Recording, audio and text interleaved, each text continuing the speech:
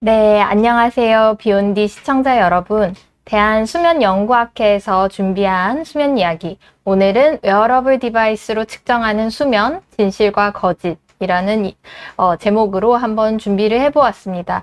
사실 웨어러블 디바이스는 굉장히 많은 분들이 사용하고 계신데 이게 의료의 영역 안에 완전히 들어와 있는 분야는 아니다 보니 아직까지 의학 채널에서 많이 다뤄진 적은 없는 것 같아요. 그렇지만 여러분들이 많이 궁금해 하실 내용이기도 하고 해서 저희도 아주 막 익숙한 얘기들만은 아니지만 한번 준비를 해보았습니다. 오늘 진행을 맡게 된 저는 일산백병원 신경과 박혜리라고 하고요. 오늘 웨어러블 디바이스에 대해서 좀 더 이야기를 나눠보고자 저희가 선생님 한 분을 더 모셨는데 이대 서울병원 신경과 김동엽 선생님 모셨습니다. 네. 선생님 안녕하세요. 안녕하세요. 잘 부탁드립니다.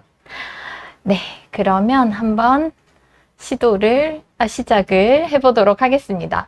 먼저 웨어러블 디바이스라는 개념에 대해서 좀 생소하게 느껴지시는 분들도 계실 것 같아요. 그래서 조금 설명을 드리고 시작하자면 웨어러블 디바이스는 뭐 신체의 다양한 부위에 이제 착용을 하고 거기서 뭐 다양한 생체 신호, 인체에서 나오는 생체 신호들을 지속적으로 기록을 하는 장비입니다. 그래서 여러 가지 형태의 웨어러블 디바이스가 있을 수 있는데 아마 시청자 여러분들께서 가장 익숙한 웨어러블 디바이스의 형태는 아마 이 워치 형태로 손목에 차는 웨어러블 디바이스가 가장 익숙하실 것 같기는 합니다.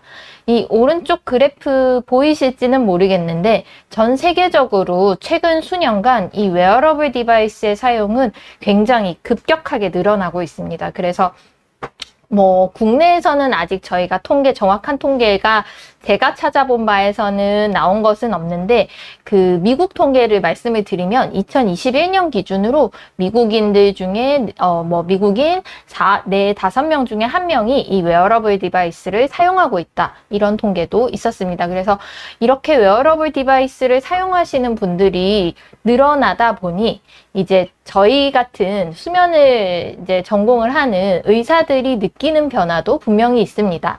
선생님도 그러시고 아마 많은 수면을 보시는 선생님이 이제 저희와 비슷한 이런 경험을 하실 텐데요. 이제 점점 진료실에 이 웨어러블 디바이스 혹은 앱을 이용한 기록 데이터를 가지고 와서 상담을 하시는 분들이 많습니다.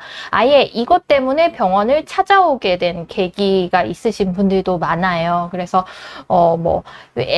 워치를 써가지고 이렇게 기록을 해봤더니 제가 몇 시간밖에 못 잔대요. 혹은 깊은 잠이 없대요. 요즘에는 또 이 코골이나 무호흡, 산소수치 이런 것들을 보는 디바이스도 있다 보니 이걸 기록해봤더니 코골이도 있다고 하고 산소수치도 떨어진다고 합니다. 이러면서 이걸 가지고 와서 이 데이터를 보여주고 저희한테 상담을 하는 경우가 이제 드물지 않고 점점 사실 늘어나고 있습니다. 그러다 보니 진료실에서 이제 웨어러블 디바이스에 관한 특히 수면 기록에 관한 질문들도 많이 받게 되고요. 사실 오늘 이 말씀드리는 내용은 이 질문들에 대한 대답이 이제 아마 주된 내용이 될 것 같은데요. 저희가 주로 받는 질문들을 좀 정리를 해보았는데 김동현 선생님께서 한번 소개를 해주시겠습니다. 네, 보통은 이제 워치의 형태로 많이 사용을 하시게 되죠. 그래서 워치로 내가 측정을 해봤을 때 몇 시간 잤다라고 나오기도 하고, 수면 효율을 이제 보여주기도 하고, 단계를 보여주기도 하는데, 이런 데이터들이 이제 얼마나 정확한지 그런 것들을 궁금해 하시는 경우가 제일 많은 것 같아요. 그래서 이제 내가 몇 시간 잤는지 정말 알 수 있는지, 또는 깊은 잠이 없다고 나오는데, 이게 정말로 믿을 만한 이제 얘기인 건지, 또는 수면 질환을 진단할 수 있다는 그런 기사도 있고 한데 이걸 정말로 진단을 실제로 내릴 수 있는 건지, 또는 수면 다원 검사라고 해서 이제 수면 장애를 진단을 하려면은 병원에서 하룻밤 자가지고 몸에다가 여러 가지 센서들을 맞아요. 붙이고 자야 되죠. 되게 쉽지 않은 검사인데, 그 검사를 대신해서 이걸로 이제 다 결과를 우리가 어떤 문제가 있는지를 확인할 수 있느냐, 이런 것들을 이제 좀 많이 궁금해 하시는 것 같아요. 네, 그래서 이런 질문들을 사실 굉장히 많이 받고 있고, 의사들도 여기에 대해서 끊임없이 답을 찾고 있는 과정이기는 합니다. 그래서 오늘은 여기에 대해 가지고 한번 이야기를 나누어 보도록 하겠습니다. 웨어러블 디바이스, 그 웨어러블 장비, 워치로 대표되는 이 웨어러블 장비에 대해서 본격적으로 말씀을 드리기 전에 사실은 수면 진료를 하는 의사들은 아주 오래전부터 웨어러블 장비를 쓰고 있던 게 있어가지고 요거를 조금 소개를 드리고 넘어가려고 해요. 바로 저희가 뭐 액티그라피, 액티워치 이런 이름으로 불리는 우리말로는 활동 기록기라고 하는 장치인데요. 이거는 이제 다른 워치들, 시중에 나와 있는 그 워치들과는 달리 이거는 승인을 받은 의료기기입니다. 그래서 진료실에서 이거는 처방을 해가지고 쓰게 되고요. 이 기기의 사용을 처방을 하면 환자들이 이걸 받아가서 착용을 하고 기록을 하는 형태의 의료 장비입니다. 그래서 이 뭐 다양한 모델이 있습니다만 그 중에 한 모델을 이렇게 사진을 제가 가져와 봤고요. 뭐 손목시계 형태처럼 생겼고 최근에 이제 그 시장에 나와 있는 마켓에 나와 있는 워치들보다는 훨씬 투박하게 생기기는 했죠. 네, 그렇기는 한데 어쨌든 이거를 착용을 하고 저희가 수면을 기록하는데요. 이 시계처럼 보이는 이 워치에는 이 손목의 움직임을 감지할 수 있는 모션 센서, 움직임 센서가 들어 있습니다. 그래서 이거를 이제 손목에 차고 생활을 하면 내가 움직이고 있는지, 어느 정도로 움직이고 있는 건지 이런 것들이 기록이 되고요. 이 활동 기록기의 모델에 따라서 일부 모델에는 이런 여기 동그란 거 보이세요? 이 빛 센서입니다. 그래서 내 몸이 얼마나 많은 빛에 노출되고 있는지를 같이 기록을 하기도 합니다. 그렇고 주로는 이 손목의 움직임 센서를 가지고 이 기계에 내장되어 있는 자체 알고리즘이 움직임이 많으냐 적느냐 없느냐에 따라서 지금 자고 있는지 깨어 있는지를 분류를 하게 되고요. 그래서 저희가 이걸 환자한테 착용을 하고 처방을 해서 착용을 하면 보통 1, 2주 정도를 계속 착용을 하게 합니다. 그래서 착용을 하는 동안에는 깨어있을 때, 자고 있을 때, 왜냐면 수면을 결국 기록을 해야 되니까요. 깨어있을 때, 자고 있을 때 모두 반드시 차고 있으라고 하고요. 샤워할 때만 잠깐 빼두라고 말씀을 드립니다. 그렇게 해서 환자가 뭐 1, 2주, 길게는 한두 달까지도 기록을 해서 가지고 오시면 이 장비를 이용해서 환자가 몇 시에 자고 몇 시에 깨는지, 그리고 잠드는데 얼마나 걸리는지, 자다가 깬 시간이 어느 정도인지 이런 것들을 평가를 할 수 있습니다. 그래서 수면 진단에서 다양한 영역에 사용은 할 수 있는데 주로는 그 수면 질환 중에서도 수면과 각성 주기의 이상을 보이는 일주기 리듬 장애라고 하는 질환군을 진단하는 데 많이 이용을 합니다. 한번 예시를 보여드리는 게 이해가 빠르실 것 같아요. 그래서 예시 하나 보여드릴게요. 낮에 너무 졸려요를 주소로 내원한 20대 대학생입니다. 학교 생활을 하기 힘들 정도로 졸리고 나 그래서 기면병인 것 같다 이렇게 찾아오셨는데요. 그래서 환자분께 먼저 2주간 저 활동 기록기를 착용하고 수면 패턴을 한번 보자 이렇게 말씀을 드렸습니다. 그렇게 해서 2주 뒤에 가지고 오셨고요. 잘 착용을 하셨습니다. 이 그래프는 그중에 일주일치의 그래프인데요. 여기 요일 보이시죠? 그래서 이 한 줄이 하루이고 여기 가로축이 시간입니다. 그래서 이 보시면 여기에 그림이 조금 작기는 하지만 이 까만색이 활동 정도예요. 활동이 많으면 이 까만색이 더 크게 보이고 활동이 적으면 까만색이 더 작게 보입니다. 그걸 바탕으로 이 기계가 지금 자고 있는지 깨어 있는지를 판단을 해서 여기에 하늘색 창으로 보이는 부분이 이제 수면 시간으로 판단되는 부분입니다. 그래서 보시면요. 이 환자는 잠드는데 거의 잠드는 시간이 보통 4시 전후예요. 4시 전후이고 별다른 방해 요인이 없다면 12시 전후에 일어납니다. 그러니까 수면과 각성 주기가 굉장히 뒤쪽으로 밀려있는 지연된 형태의 환자죠. 그런데 뭐 어쩌다 그냥 오전 강의가 있다든지 해서 아침에 어쩔 수 없이 일찍 일어나야 되는 경우에는 부득이하게 굉장히 적은 수면을 취하고 수면 박탈 상태로 일어나게 됩니다. 이때 일어나서 오전에 생활을 하면요. 본인의 수면 주기는 이때 자야 되는 주기이기 때문에 졸릴 수밖에 없고요. 더군다나 몇 시간 못 잤기 때문에 이 수면 박탈 상태가 놓이게 돼서 더더욱 낮에 졸리게 됩니다. 그래서 이분은 이제 수면 박탈이 동반된 지연수면 각성 이상 장애로 진단을 했고, 이 뒤쪽으로 밀려있는 수면과 각성 주기를 좀 정상화시키는 치료를 했던 케이스이고요. 여기에 이렇게 지저분하게 보이는 꺾은선 그래프들은 이 환자가 노출된 빛의 양입니다. 근데 보시면 밤 시간에도 이 낮과 거의 다르지 않은 정도의 빛 노출이 일어나는 것을 볼 수 있어요. 그래서 이런 것들은 분명한 수면의 방해 요인이기 때문에 이제 수면 각성 주기를 조절하기 위해서 이런 빛 노출 정도들도 좀 조절을 합니다. 어쨌든 이런 진단과 치료에 이런 그 활동 기록기라고 하는 웨어러블 장비가 이용된 예시고요.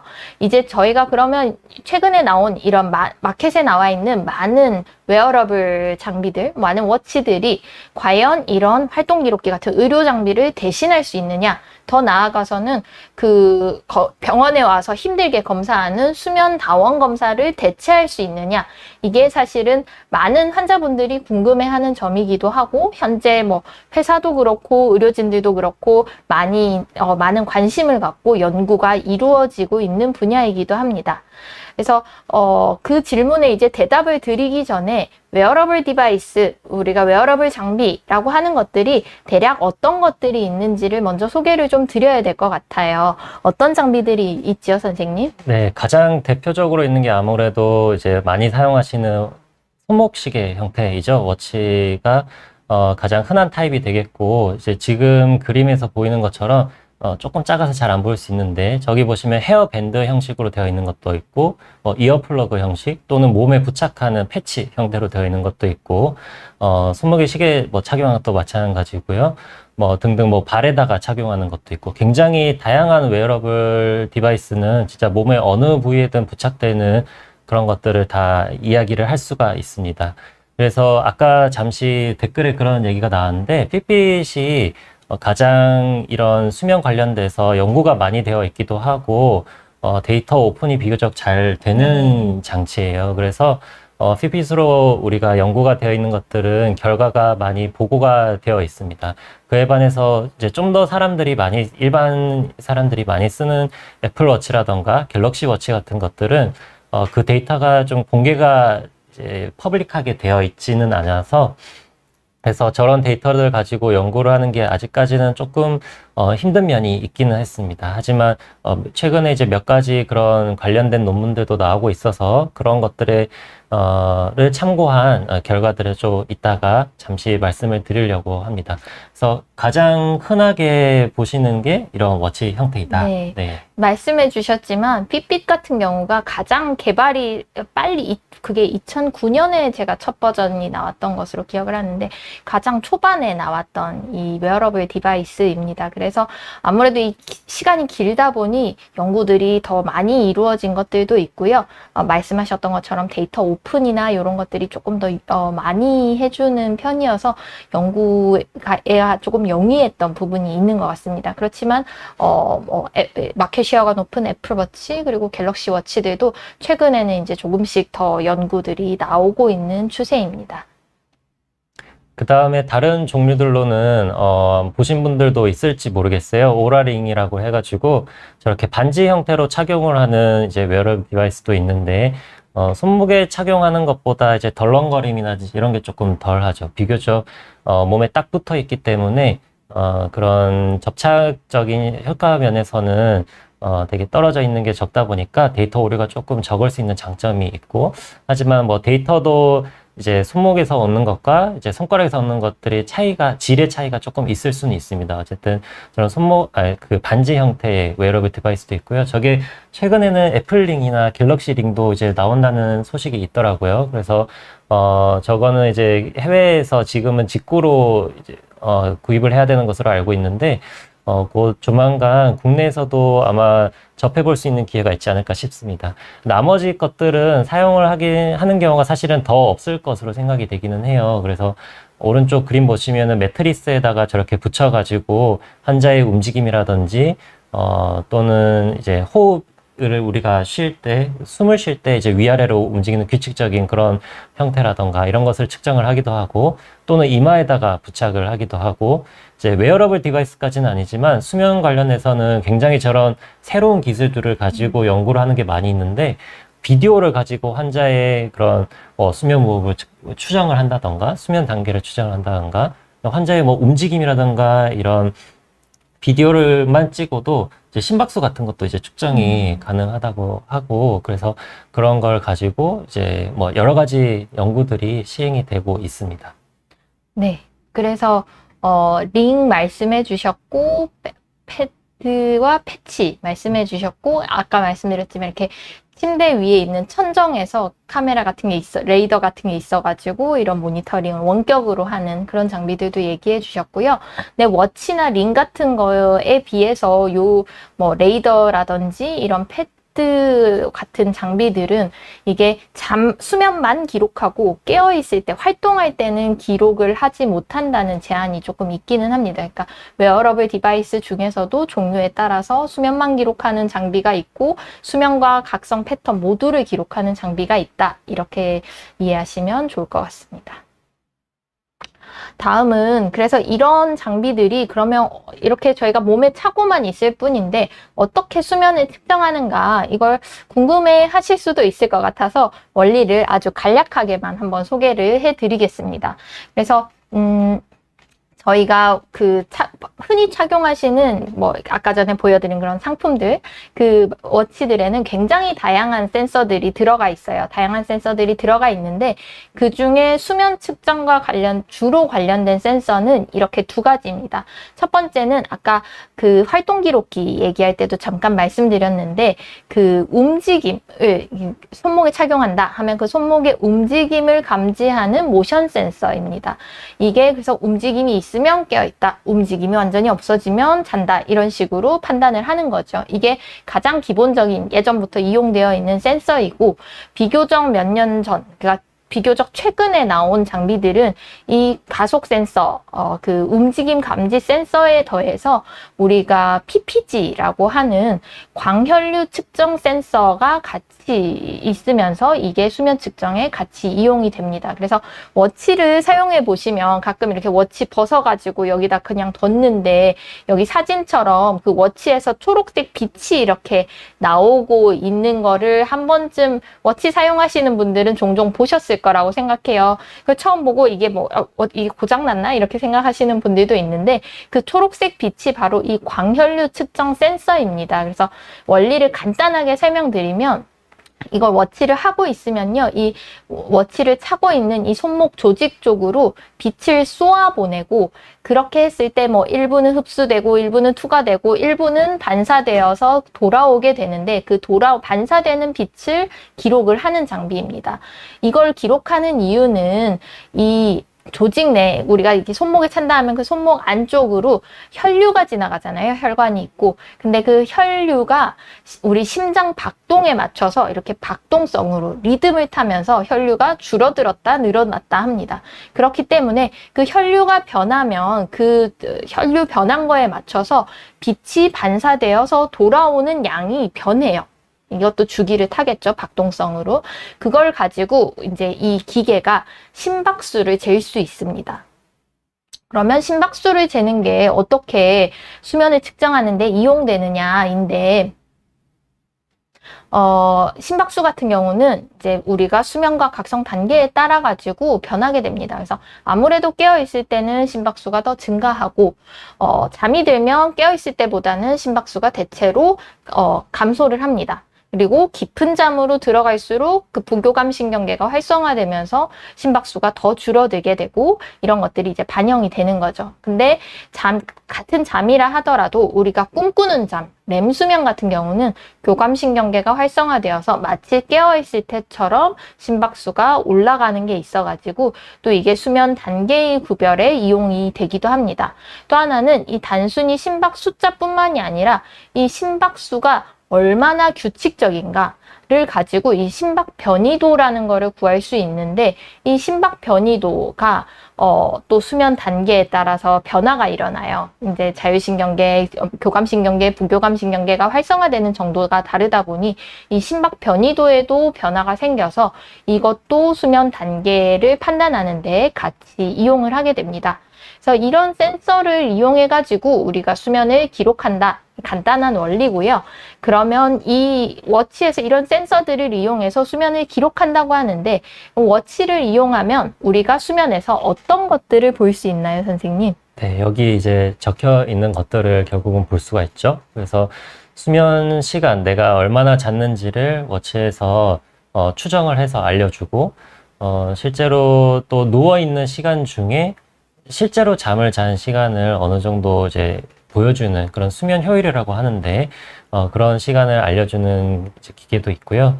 그다음에 수면에 이따가 말씀드리겠지만 또 단계가 있습니다. 그래서 우리가 잠을 잔다고 하면은 그냥 잠이 처음부터 끝까지 똑같은 그런 이제 상태로 지속이 되는 게 아니라 여러 가지 상태가 왔다 갔다 변화를 하게 되는데, 그러한 수면의 단계 또는 깊이라고도 표현할 수 있는 저런 수면 단계를 평가를 할 수도 있고요.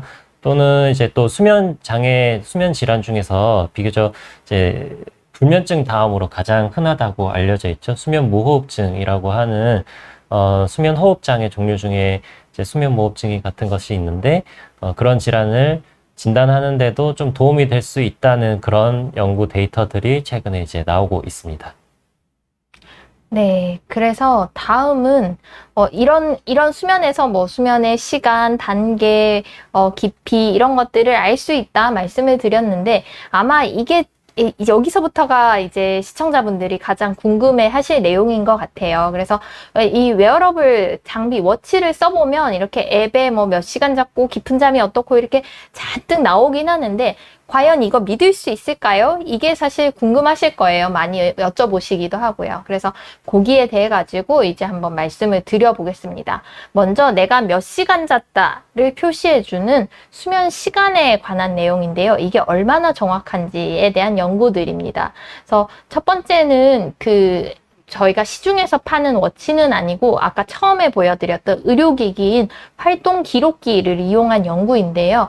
그래서 저희가 정식 수면 검사인 수면 다원 검사, 거기서는 뇌파를 다 붙입니다. 그래서 뇌파를 이용한 수면 다원 검사와 이 손목에 차는 활동 기록기, 이거를 비교했을 때 과연 정식 수면 검사에 비해서 이 활동 기록기가 측정한 수면 시간이 얼마나 정확한가에 대한 연구예요. 그래서 보시면 뭐 다양한 모델의 활동 기록기를 가지고 연구들을 한 것이 비슷한 패턴을 보이는데, 이 파란색과 빨간색 그래프, 즉 수면 시간을 측정하는 정확도와 민감도는 굉장히 높은 편입니다. 그러니까 조금 더 설명을 드리면, 내가 자고 있는데 그거를 잔다고 감지하는 민감도, 그 정확도는 굉장히 뭐 90% 전후의 데이터가 나올 정도로 굉장히 좋은 편입니다.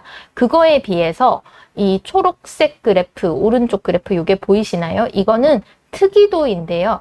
이거는 뭘 의미하냐면, 내가 이 워치를 차고 있어서 자고 있다고 나오는데 정말 자고 있는 비율이 얼마나 되느냐. 그러니까 자고 있다고 나오는데 사실은 깨어있는 정도가 얼마나 큰가. 그거를 보는 수치입니다. 근데 보시면 이 민감도가 굉장히 성적이 좋은 거에 비해서 특이도는 성적이 굉장히 50% 전후로 사실 민감도에 비해서는 특이도가 굉장히 떨어집니다. 조금 더 말씀을 드리면, 그러니까 이 손목에 차는 워치는 뇌파, 머리에 이렇게 전극을 붙이고 검사하는 거에 비해서 자고 있는 걸 자고 있다는 거 잘 감지를 하는 반면에, 내가 자다가 깼거나 혹은 자려고 가만히 누워서 이렇게 눈은 감고 있지만 깨어있는 상태를 잘 잡아내지 못하는 경향이 있다는 거죠.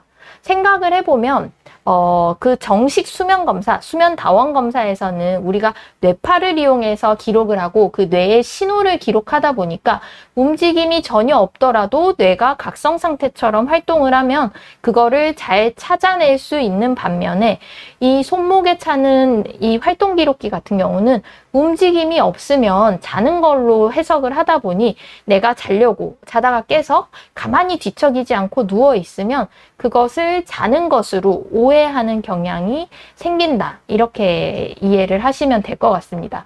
그러다 보니 수면 시간을 아무래도 조금 이 정식 수면 검사에 비해서는 과대평가하는 경향이 있고 수면 효율, 즉 침대에 누워있는 시간분의 실제로 잠잔 시간, 이 수면 효율도 조금 과대평가하는 경향이 있습니다. 그리고 이게 움직임을 감지한다고 말씀드렸잖아요. 그러다 보니 예를 들면 지금 그래프는 이제 정상인 대상 연구인데 내가 불면증이 있다. 그래서 예를 들면 침대에 누워서 가만히 있지만 깨어있는 시간이 긴 환자분이다. 라고 하면 이런 분들은 조금 더 이런 워치 데이터에 나오는 수면 시간 해석에 좀 주의를 하실 필요가 있습니다. 그래서 이거는 이제 정식 의료 장비로 승인을 받은 기록기에 관한 연구고요. 근데 사실 저희가 쓰고 이제 시장에서 나온 이런 워치 데이터들도 이것과 크게 다르지는 않습니다. 아까 삐삐 얘기를 드리면서 삐삐 연구가 제일 결과가 나온 게 많다 이런 말씀을 드렸는데 삐삐 같은 경우는 뭐 거의 10년에 걸쳐 가지고 다양한 버전의 삐삐으로 이런 이제 얼마나 정확한지를 보는 연구들이 많이 나와 있습니다. 근데 이 연구들을 보면 아까 말씀드린 것과 마찬가지로 자고 있는 걸 자고 있다고 예측해내는 민감도는 굉장히 좋은 반면에 깨어 있는데도 자고 있다고 판단하는 경향이 여전히 있어가지고 특이도는 좀 낮게 나오는 경향을 보이고요. 애플워치나 갤럭시워치 같은 경우도 이제 말씀드린 대로 연구 결과가 조금 수가 적고 이제 최근에 조금 연구가 나오고 있는 정도이기는 하지만 핏빛과 크게 다르지 않습니다. 민감도는 90% 이상으로 잘 나오는 반면에 특이도는 50%대로 조금 떨어지는 경향을 보이지요. 그래서 마찬가지로 수면 시간을 조금 과대평가하거나 수면 효율을 조금 과대평가하는 경향이 생길 수도 있다. 이렇게 이해하시면 될 것 같습니다. 수면 시간은 이런데요. 워치를 사용해 보신 분들은 그 앱을 보면 깊은 잠의 비율, 뭐 이런 수면 단계에 대한 데이터들도 쭉 나와 있는 것을 보실 거예요. 그래서 이 수면 단계가 얼마나 정확한지에 대해서는 선생님께서 조금 말씀을 해주시겠습니다. 네, 앞에서 굉장히 중요한 얘기를 해주셨는데, 결국 우리가 정말로 이 사람이 자는지 안 자는지, 평가를 하려면 제일 정확한 거는 뇌파 검사 데이터가 아무래도 필요합니다. 그래서, 여기 그림에서 보여드리는 거는 이제 오른쪽 그림에서 보시면 제일 가장 왼쪽에 있는 부분이 잠이 들기 시작하는 부분부터 해서, 이제 그래프 끝쪽으로 가면은 잠이 깨는 부분까지 이제 보여드리는 거고, 그림이 왔다 갔다 위아래로 되게 왔다 갔다 하는 걸로 보실 수가 있죠. 그래서 수면의 깊이가 깊어졌다가 얕아졌다가 깊어졌다가 얕아졌다가 이게 정상적으로 이런 사이클이 이제 나타나게 되거든요. 그래서 그런 수면 정상적인 사이클이 어떻게 되는지 우리가 뇌파 왼쪽에 있는 게 이제 그림이 뇌파 데이터를 보여드리는 건데 저런 뇌파를 가지고 평가를 하게 되고 또 수면 다원 검사에서는 사실 저 뇌파뿐만이 아니라 안전도라고 해서 눈의 움직임까지 판단하는 그런 전극을 붙이고 근육의 움직임이 어떻게 되는지도 판단하는 전극을 붙여서 여러 가지 센서들을 종합을 해서 수면의 단계가 어떻게 되는지를 판단을 하게 됩니다. 그래서 단계는 이제 잠이 안 든 각성 상태가 있겠고 잠이 들었다고 한다면은 렘수면과 비렘수면이라고 하는 두 가지 크게 단계로 나눌 수가 있는데요. 렘수면이 우리가 흔히 말하는 꿈수면이라고 하죠. 그래서 저 시간 동안에는 우리가 꿈을 꾼다고 하고 몸에 힘이 다 풀어진 상태이고 눈이 이제 눈동자가 빠르게 안구 움직임이 있는 그런 수면을 얘기를 하는데 그런 렘수면이 있겠고 또 비렘수면이라고 해서 이거는 이제 또 세부적으로 1단계, 2단계, 3단계, 예전에는 4단계까지도 이렇게 나눴었습니다. 그래서 우리가 워치로 측정을 하면은, 실제로 그 결과를 보신 분들은 아시겠지만 깊은 수면, 얕은 수면, 또는 뭐 꿈수면, 렘수면 이렇게 아마 표현하시는 것을 보셨을 거예요. 그래서 여기서 말하는 얕은 수면이라고 함은 1단계, 2단계 비렘수면을 얘기를 하는 거고요. 3단계의 그 비렘수면, 굉장히 섭하가 많이 있는 저런 수면을 우리가 워치에서는 깊은 수면이라는 그런 단계로 표현을 하고 있습니다. 그래서 얕은 수면이라고 했지만 사실은 N1, N2 저렇게 비렘 수면 1단계, 2단계 부른 것도 엄연히 수면이죠. 그래서 우리가 뭐 깊은 수면이 안 나온다고 해서 뭐 정말 뭐 문제가 완전히 있고 나는 잠을 전혀 못 자는 게 아닌가 이런 것은 아닙니다. 나는 얕은 잠만 자고 내가 그래서 계속 뭐 잠을 제대로 못 잔 느낌인가 뭐 이런 것까지는 아니에요. 정확도의 얘기는 다시 이따가 말씀을 드리도록 하겠습니다. 그래서 수면의 단계를 어떻게 우리가 추정을 할 수 있는지 이런 웨어러블 장치로 워치 같은 것으로 그림을 한번 예시로서 보여드리고 있는데 제일 위에 검은색 그래프가 수면 다원 검사라는 정식적인 우리가 병원에서 하는 검사를 통해서 수면의 깊이를 측정을 한 것입니다. 같은 사람에게서 아래 빨간색과 파란색 그래프는 동일한 때에 측정을 했어요. 그러니까 수면 다원 검사를 하면서 왼팔과 오른팔에 각각 이제 이 워치를 각각 다른 회사 거를 착용을 한 거죠. 그래서 비교를 해보니 보시면은 어떻게 보이시나요? 좀 비슷하게 그래도 따라가지 않나요? 그래도 이 경향성, 이렇게, 저희는 이제 수면이 이렇게 주기를 가지고 이게 깊어졌다, 얕아졌다 하면서 주기를 보인다 하는데, 이 대략적인 흐름은 그래도 정시 수면 검사, 워치 다 이렇게 어느 정도 일치를 하는 것 같아요. 그렇죠. 그렇게 보이죠. 그래서 하지만 저게 또 1대1로 이 수면 단계를 정말 정확하게 측정을 했느냐 이거를 정확도를 평가를 또 해볼 수가 있습니다.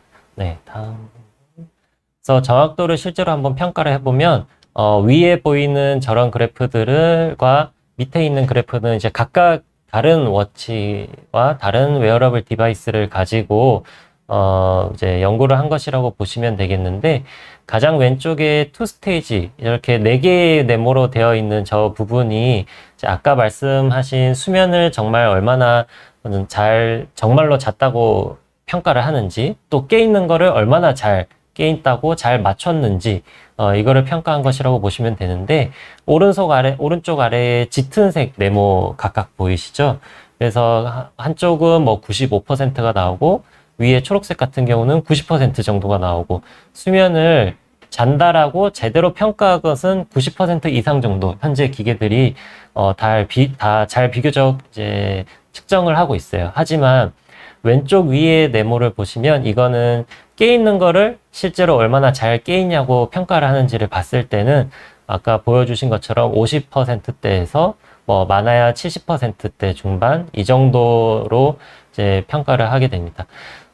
자는지 안 자는지만 평가를 하는 것도 이 정도인데 단계를 나누게 되면은 사실 오류가 더 늘어날 수밖에 없겠죠. 그래서 가장 오른쪽에 보시면은 이제 4 곱하기 4 테이블로 저런 그림들이 예시로 나와 있는데 대각선 왼쪽 위에서 오른쪽 아래로 떨어지는 저 대각선에 있는 것들이 제대로 측정한 것들이에요. 그래서 숫자를 대략적으로 보시면 뭐 0.7, 0.5, 0.3까지 나오는 것도 있고요. 아래쪽 그래프를 보시면 0점이라고 하니까 좀 그렇네요. 퍼센티지로 얘기하면 50%, 60%, 67%뭐 이렇게 비교적 단계를 우리가 세분화해서까지 나눠보니 한 50%에서 60, 70% 정도까지 이제 실제로 같은 우리가 30초의 구간을 가지고 수면 다운 검사를 로 평가한 것과 워치로 평가한 것이 한 정확도가 50에서 7%, 70% 정도 나온다는 얘기죠. 그래서 비교적 좀 이렇게 보니까 좀 실망스럽다라고도 선생님 생각할 수 있을 것 말씀을 같습니다. 요약을 하면 이게 단순히 자냐 깨냐를 예측하는 것만 하자면 기계의 성능이 그렇게 나쁘지는 않은데 물론 깨어있는 거를 깨어있다 하는 성능은 약간 떨어지긴 하지만 어쨌든 잠을 비교적 잘 잡아내는 거에 비해서 이렇게 잠의 단계를 세분화해서 나눌수록 그 성적이 굉장히 떨어지는 것을 볼 수 있다. 이렇게 봐야 되고, 그 말은 다시 말씀하면 단계까지는 아주 우리가 막 이렇게 지금 워치에 나오는 몇 단계, 몇 단계 이런 거는 아주 지금은 정확한 데이터는 아닐 수 있다. 이렇게 보는 게 맞겠네요, 선생님. 그쵸. 저의 생각으로도, 이게 내가 깊은 수면이 뭐 3%밖에 없어요, 10%밖에 없어요라고 해서 저도 사실 워치를 착용을 지금 하고 있고 해봤는데, 저는 되게 깊은 수면이 안 나오는 사람이었어요. 그런데 제가 뭐, 이제 수면 장애가 있거나 그런 것은 아니거든요. 그리고 자고 났을 때, 피로가 회복이 안 되거나 뭐 그런 것도 특별히 아니고, 그래서 이게 워치에서 보여주는 그런 데이터가 실제로 우리의 상태라든지 이런 거를 정확하게 반영하기에는 아직은 좀 무리가 있다고 봅니다. 이거는 어찌 보면 기계의 그 태생적인 한계 같아요. 결국 수면 다원 검사가 굉장히 다양한 데이터를 가지고 하는데 비해서 이제 워치를 비롯한 이런 웨어러블 디바이스는 몇 가지 정석적이지 않은 몇 가지 다른 대체한 데이터를 가지고 추정을 하는 거다 보니까 그런 오류가 생길 수 있는 것은 어쩔 수 없는 것 같습니다. 네. 그 무호흡증, 요즘에 또 최근 워치들은 이런 수면 무호흡과 관련된 기능도 조금 있어가지고 거기에 대해서도 많이 궁금해 하시는데요. 여기에서도 간략히 설명해 주실 수 있으실까요? 네, 우리가 워치를 가지고 아까 측정할 수 있는 것들이 많이 있다고 말씀드렸고, 여기 가운데는 이제 워치 사진만 있지만, 웨어러블 디바이스에서 수면 무호흡증이 있는지 없는지 판단을 하기 위해서 사용할 수 있는 그런 데이터들이 여러 가지가 있습니다. 그래서 오른쪽 위에 그림이 이제 가속도계 그림을 보여주는 거고, 왼쪽 아래는 심전도, 심장 박동이라든지 이런 거를 이제 보여주죠. 그다음에 왼쪽 위에는 이제 마이크를 통해서, 실제로 코골이가 있는 거를 수음을 해서 이제 그 데이터를 가지고 무호흡증이 있는지 없는지로 평가를 하는 경우도 있고요. 오른쪽 아래 그림 같은 경우는 산소 포화도를 또 이제 측정을 할 수가 있어서 이 산소 포화도 수치를 가지고 수면 무호흡증이 있나 없나를 판단을 하게 됩니다. 이런 이제 여기서는 대표적으로 4가지의 데이터를 소개를 해드렸는데, 이런 것들을 뭐 이 중에 하나만 이용을 할 수도 있고 몇 가지만 이용할 수도 있고, 그거는 기계마다 조금씩 다를 수는 있습니다. 그래서 실제로 수면 무호흡증을 얼마나 잘 이제 있는지 없는지 진단을 했냐를 연구한 이제 데이터를 하나 좀 보여드리면은, 산소 포화도 데이터를 가지고 수면 무호흡증이 있나 없나를 이제 추정한 연구예요. 이 연구는.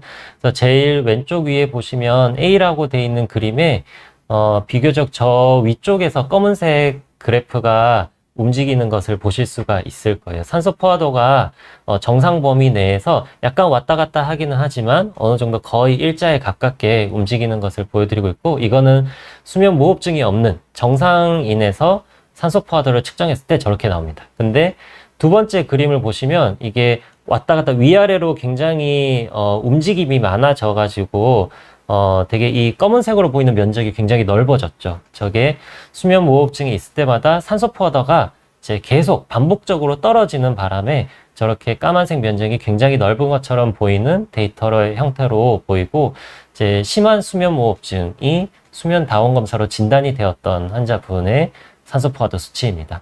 저렇게 산소 포화도가 자는 중에 반복적으로 이제 떨어지게 되면은 그렇게 됨으로써 이제 자주 깨게 될 수밖에 없고, 그다음에 심장 혈관이라든지 뇌혈관이라든지 인지 기능이라든지 이런 뇌 기능에도 영향을 줄 수밖에 없겠죠. 그래서 우리가 수면 무호흡증이 진단이 되면은 치료를 하게 되는 것입니다. 이제 워치로 그러면은 측정을 한 산소 포화도는 어떻게 보이느냐를 대표적으로 이제 D 그림으로 한번 말씀을 드릴 수 있을 것 같은데, 저기에서 회색 바로 돼 있는 이제 부분이 조금 보이실 거예요. 회색 바로 보이는 부분이 수면 다원 검사, 그러니까 정석적인 검사라고 우리가 생각하는 그 검사에서 측정된 산소 포화도 수치를 이렇게 그려놓은 것이라고 한다면, 검은색 선이 이제 이 워치를 가지고 측정하였던 그런 수치들을 보여주는 거죠. 보면은 회색으로 돼 있는 수면 다원 검사 수치를 검은색 선이 비교적 정확하게 잘 꽤 따라가서 비슷하게 네, 두 개가 그렇죠. 가고 있는 것 그래서 같네요. 이 뜻은 워치로 측정을 했는데 내가 산소 포화도가 90%로 나왔다. 그러면 어느 정도 실제 90%일 확률이 굉장히 이제 높고 그런 개개인의 수치 자체를 측정하는 것은 잘 돼 있다라고 보실 수가 있습니다. 다만 워치 같은 경우에는 우리가 이거를 몸에 얼마나 잘 부착하고 있는지도 굉장히 좀 연구 결과에 다르게 나타날 수가 있어요. 그래서 실제로 우리가 손목 이렇게 끝에만 착용을 해서 이게 덜렁덜렁한 상태라고 한다면 측정 정확도가 오류가 좀 떨어지고 오류가 많아질 수밖에 없고요. 이거를 위쪽으로 조금 더 착용을 해서 또는 이제 조금 더 단단하게 고정을 해가지고 움직이지 않게 하면은 측정 정확도가 좀 더 높아집니다. 그래서 이거는 수면 중에 특히나 좀 어려울 수 있는 게 우리가 잘 때는 내가 이거를 제대로 측정하기 위해서 뭔가 이렇게 멈춰보기도 하고 눌러보기도 하고 위치를 한번 잡아보기도 하고 이렇게 할 텐데 자는 동안에는 우리가 무의식적이잖아요. 그래서 내가 뜻하지도 않게 막 움직이고 막 돌아눕고 이랬는데 워치가 이제 제대로 측정이 되지 않는 위치에 가 있을 수도 있겠죠. 그런 경우에는 아무래도 이제 깨 있을 때보다 오류가 좀 더 늘어날 수밖에 없다. 그런 오류까지 어떻게 잘 보정해서 이제 우리의 데이터로서 눈앞에 보여주느냐는 그 디바이스를 생산한 이제 기업의 알고리즘, 결국은 그게 기술이라고 이제 생각을 할 수가 있겠고, 그런 기술들을 이제 계속적으로 알고리즘을 개선해 나가고, 이제 함으로써 정확도를 높이려는 그런 노력들을 많이 하는 것으로 알고 있습니다. 그래서 오른쪽의 그래프는, 다시 한번 저렇게 워치의 산소 포화도를 가지고 실제로 이 사람이 수면무호증이 있냐 없냐를 판단했을 때 얼마나 정확하게 판단을 했는지를 보여드리는 건데, 빨간색, 초록색, 파란색 원으로 되어 있는 부분들이 정상, 그리고 경증 수면무호흡, 그리고 중등도의 수면무호흡이 있는 사람들의 데이터를 보여주는 거예요. 저게 모여있으면 모여있을수록 정확하게 수면무호흡이 있다 없다를 얘가 잘 판단을 했구나, 이렇게 생각을 하시면 됩니다. 근데 검은색 동그라미들로 되어 있는 부분들이 굉장히 많이 흩어져 있죠. 정확도가 굉장히 좀 떨어져 있는 것을 보실 수가 있는데, 저게 심한 수면무호흡증이 있는 사람들의 데이터를 보니까 워치로 측정한 값과 실제로 이제 수면 다원 검사를 통해서 이 사람의 수면무호흡증을 진단한 그 데이터들 간에 좀 괴리가 있었다는 거예요. 그래서 정확도가 많이 떨어진다. 그래서 이제 정상에 가까운 가까운 수치를 보일수록 이제 정확도가 더 높아지고, 이게 이제 심한 수면무호흡증이 있을수록 정확도가 좀 떨어진다라는 결과를 말해주는 것이라고 보면 되겠습니다. 그 심한 수면무호흡증 환자들이 더 잘 나올 것 같은데 오히려 부정확하게 나오는 건 자다가 아무래도 자꾸 뒤척여서이겠지요? 아무래도 산소 포화도가 떨어지게 되면은 이제 각성이라고 하는데 뇌파가 깨면서 움직임이 더 많아질 확률이 높아지게 되고요. 그다음에 산소 포화도가 많이 떨어지는 것 자체도 그 측정 정확도를 좀 떨어뜨리게 돼요. 그런 면들도 있고, 그래서 그리고 그런 이벤트들이 자주 있다 보면은, 수면 산소 포화도가 자주 떨어지는 이벤트들이 있다 보면, 이게 일정하게 잘 유지가 되는 것보다 이거를 정확하게 떨어졌다 아니다를 판단하는 그런 능력이 이제 아무래도 오류가 더 증가하기 때문에 저런 결과를 보이게 되는 것 같습니다. 네, 그래서 선생님 말씀을 요약하면 산소 수치가 떨어지는 것은 이걸 잘 고정만 한다면 그래도 그 수치 자체는 정확하게 나오는 것 같은데, 굉장히 심한 무호흡증 환자들은 여러 가지 이유로 인해서 오히려 이게 정확도가 굉장히 떨어질 수 있으니까 수면무호흡증 증상, 의심되는 증상이 굉장히 심한 분들 같은 경우는 이 워치 데이터 해석에 조금 주의를 하셔야 될 것 같다는 생각이 들고요. 네. 이 워치를 잘 고정해야 된다. 이건 되게 꿀팁인 것 같아요. 이렇게 사용하시는 분들 제 주변에도 많이 봐도 제가 그냥 일반 아날로그 손목시계를 차듯이 이거를 꽉 끼지 않게 약간 그 공간이 뜨게 착용하시는 분들이 많거든요. 근데 그러면 아까 말씀드린 그 광혈류 측정 센서가 이렇게 정확하게 측정이 안 되기 때문에 이 무호흡, 특히 무호흡을 보고자 하는 분들 같은 경우는 이게 반드시 이렇게 살에 딱 밀착이 되도록 잘 한번 해보는 게, 이렇게 착용을 하시는 게 좋을 것 같습니다. 그래서 이제 간단하게 마무리를 하고 남은 시간 짧게 질문을 받아보도록 하겠습니다. 그래서 오늘 내용을 요약을 하면 이제 궁금해하시는 질문들에 대해서 답을 좀 드리자면 웨어러블로 내가 몇 시간 잤는지 알 수 있지만 수면 시간을 조금 과평가하는 경향이 있다. 그리고 특히 수면 질환이 있는 분들, 불면증이 있는 분들 같은 경우는 주의를 조금 하셔야 된다라는 것이 이제 답변이고요.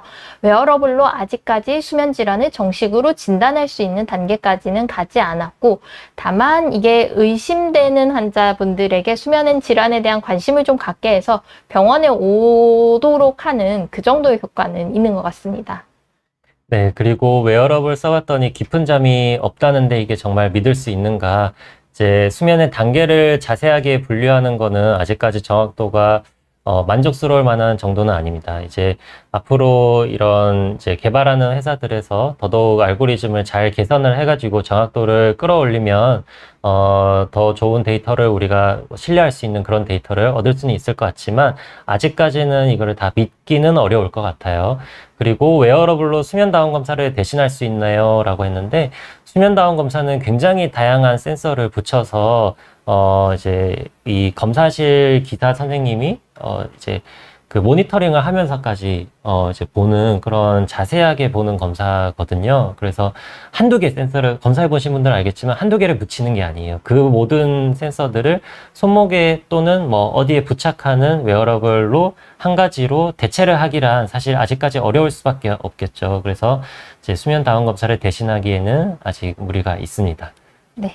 실제로 그래서 아직까지는 FDA도 그렇고 한국 이제 식약처에서도 승인을 받은 의료용으로 사용을 할 수 있다고 승인을 받은 이런 시장에 나와 있는 웨어러블 기기들은 뭐 거의 없다고 이제 보시면 되겠습니다. 네. 그 질문 중에 부정맥 관련 질문이 제가 지나가면서 잠깐 봤었는데 있었어요. 그 워치 중에 부정맥을 진단하는 얼마 전부터 삐삐해서 부정맥도 감지할 수 있다고 합니다. 얼마나 정확한가요? 이게 이렇게 뭐 사실 수면과 아주 연관된 건 아니지만 나와서 말씀드리면 그 삐삐과 애플워치 같은 경우는 이 부정맥 진단 같은 영역에 대해서는 FDA 승인을 이미 받았습니다. 그래서 이거에 대해서는 어느 정도 검증이 되어 있는 반면에 아직 수면과 관련된 수면 측정에 대해서는 그 미국 식약청인 FDA 승인이 나지는 않았거든요. 그래서 우리가 이거를 의학적으로 해석하는 데는 아직은 조금 조심을 해야 된다. 이렇게 말씀드릴 수 있을 것 같아요. 많이 질문을 기다리시는 것 같아서 다른 질문들을 저희가 좀 받아보도록 하겠습니다. 제가 먼저 하나 해볼게요. 네. 아까 전에 그 초코송이 냠냠냠님 휴대폰에서는 수면 방해하는 전자파 나온다고 들었습니다. 웨어러블 디바이스에서도 그런 것이 나올까요? 잘 때는 빼고 자는 게 좋을까요? 근데 웨어러블 디바이스를 어떤 목적으로 차느냐인데 오늘 주제처럼 수면을 측정하기 위해서 내가 웨어러블 디바이스를 쓰는 거다 하면 잘 때 착용하지 않으면 그거는 사실 의미가 없어요. 그래서 잘 때 자고 있을 때, 깨어 있을 때 다 착용을 하시는 게 맞습니다. 전자파와 관련된 거, 그런 우려를 하실 수도 있겠습니다만 사실 전자파 자체보다 그 핸드폰이 잠을 방해하는 주된 요인은 핸드폰 화면에서 나오는 빛이거든요. 그래서 전자파의 영향보다는 빛의 영향이 더 크다. 근데 전자파나 이런 영향에 대해서도 앞으로 조금 더 저희가 관심을 가지고 연구를 해볼 수는 있을 것 같습니다. 네. 근데 이제까지는 아직은 이제 그런 증거가 없다고 하죠. 전자파가 어떤 네. 병을 일으키거나 이런 것은 아니기 때문에 옛날에는 이제 전자레인지도 그런 말이 많았잖아요. 근데 아니라고 이제 나왔고. 그래서 이제 전자파를 걱정이 되셔서 이제 꼭 빼고 자야 된다. 이거는 저로서는 아니라고 말씀을 드릴 수 있을 것 같습니다. 네, 다음 질문 한번. 어떤 거를 하는 게 좋을까요? 저희가 그래도 오늘 주제가 웨어러블이라서 웨어러블 관련 질문을 좀 받아보면 좋을 것 같은데, 선생님 원하시는 질문으로.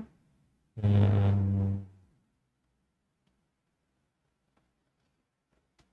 네. 그래서 아까 조정환 님이, 보조기로서 이제 필요하다고 봅니다만 어느 정도 타당성과 신뢰도가 있는지 궁금하다고 이제 말씀을 주셨어요. 결국 이제 저희가 말씀을 이제 드린 내용인데, 생각보다 그런 정확도가 그렇게 높지만은 않다. 아직까지는 완전히, 믿기가 좀 어렵다는 것처럼 이제 생각을 하실 수가 있겠죠. 하지만, 웨어러블 디바이스가 그렇다고 전혀 의미가 없는 것은 아닙니다.